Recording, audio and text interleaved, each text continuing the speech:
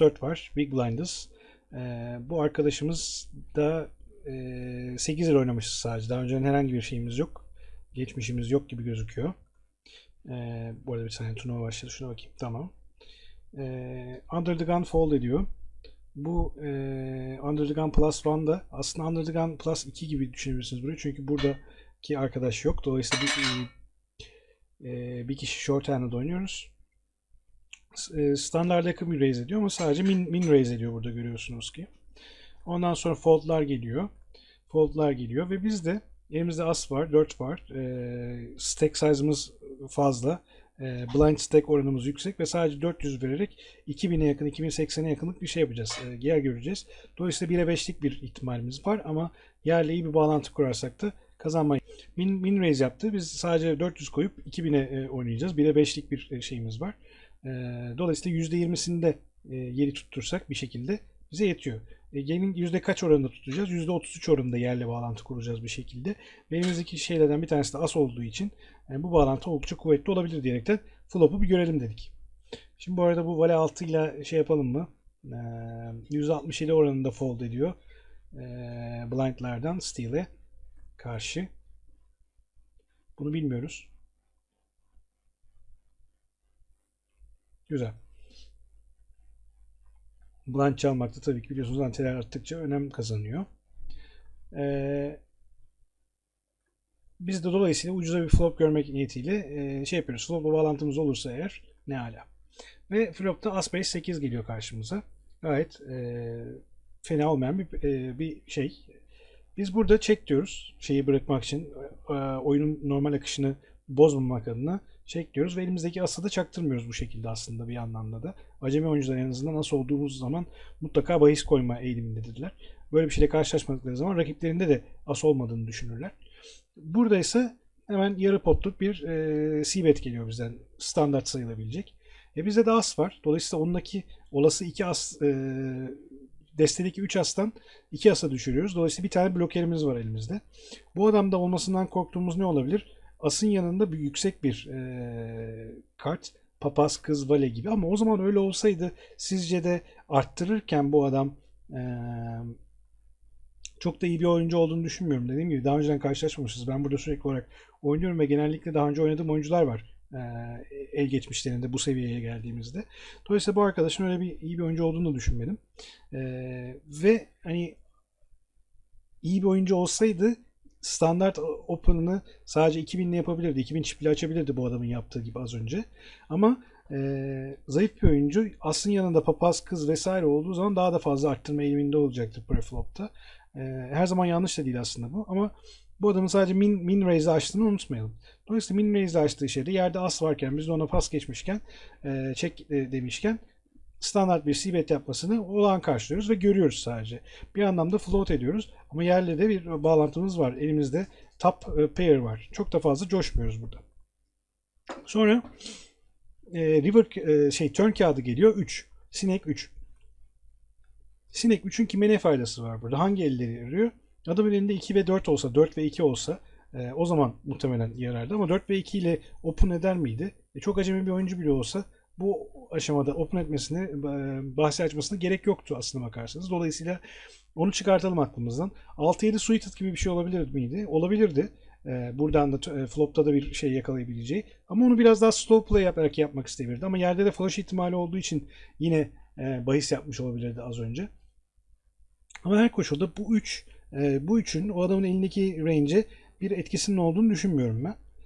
Yine elimdeki şeyi tutmak için check diyorum sadece. Ne yapacak görmek üzere. O da yine bir yarı bet daha yapıyor. Şimdi bu sefer ikinci gelen yarı bet tin iki sebebi olabilir. Bir, adam value almak için bunu yapıyor. Bizden biraz daha chip almak için bunu yapıyor. Bunu yapması için elinin kuvvetli olması lazım. Bizden elinin daha kuvvetli olduğunu düşünmesi lazım. İki, bir şekilde az önce başlattığı blöfünü devam ettirmeye çalışıyor. Double barrel yapıyor.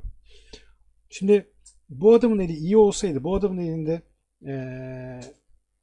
bizim elimizden daha iyi bir el olsaydı, bir straight olsaydı 5-6-7-8, 5-6-7-8 straight draw'u değil de atıyorum bir set yakalamış olsaydı slow play yapardı. Slow play yapmasa bile şu aşamada yerde 2 tane flash ihtimali olduğu için yarı pot c-bet'i değil daha büyük bir c-bet beklerdik burada. Dolayısıyla bu daha fazla bir c-bet olmadığı için ben bunun bir saniye.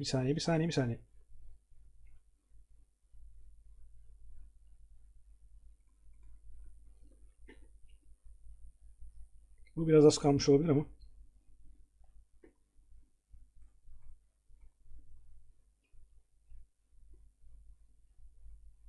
Güzel.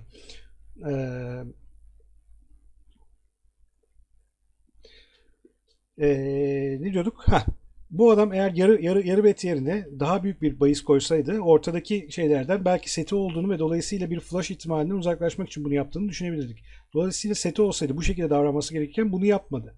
Olabilecek en iyi şey elindeki as ve yanına daha büyük bir per ya da hasbelkader işte as 3, as 5, as 8 gibi sinek as 8 gibi mesela bir şey olabilirdi ama bu durumda da bununla biraz daha mantıklı oluyor. Aslında sinek flash'ına doğru gidiyorsa diye düşünmeye başladım ben burada bu noktada.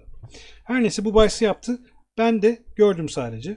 5. kağıdı bekliyorum çünkü 5. kağıtta gelebilecek bir flash'taki flash gelmediği takdirde biz bu eli kazanırız diye düşünüyorum.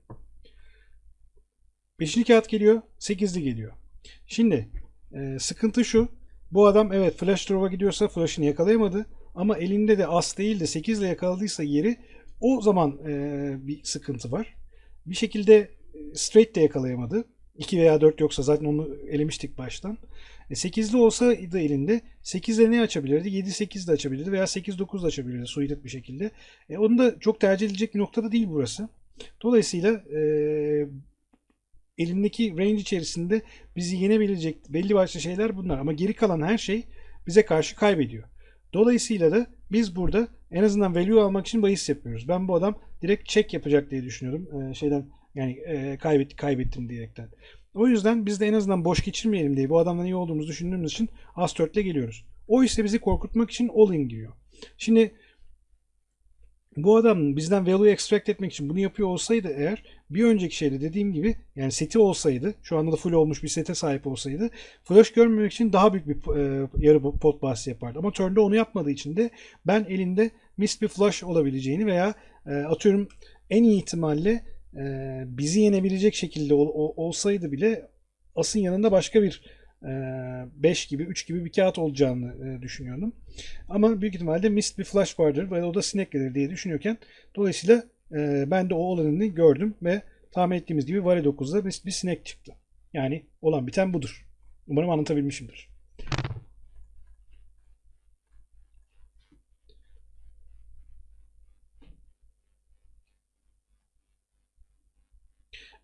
Sibet normalde her seferinde yapmıyoruz ama arada sırada da yapmakta fayda var.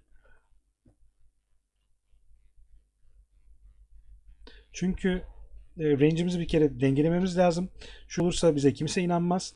%50 olursa da bu sefer sibet yapmadığımız ellerin iyi olduğunu düşünürler. Dolayısıyla ben bunu 50 ile 70 arasında bir yerlerde tutmaya çalışıyorum. %65'ler falan daha iyi geliyor.